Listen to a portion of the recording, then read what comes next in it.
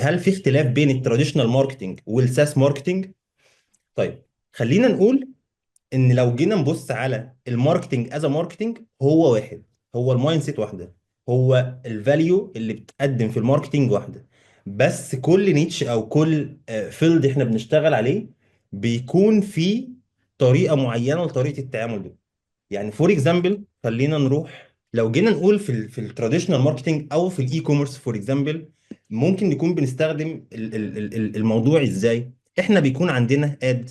الاد ده بياخد اليوزر، بياخد معاه اكشن او ما بياخدش اكشن. بيخش بعد كده على الكونتنت فيو، بيعمل يا ربي كونتنت فيو، يا اما بيبقى عمل اكشن او ما عملش اكشن، عشان يخش بعد كده على البرودكت بيج.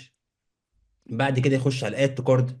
وكل حاجه فيهم يا اما بياخد اكشن او ما بياخدش، وبينزل على باقي الفانل تشيك اوت ثانك يو بيج. وممكن نعمله في الاخر كروس سيل او اب سيل، او احنا شغالين بنكون شغالين عليه.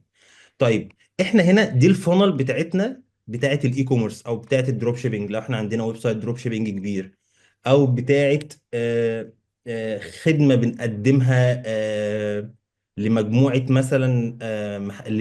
مثلا جيم.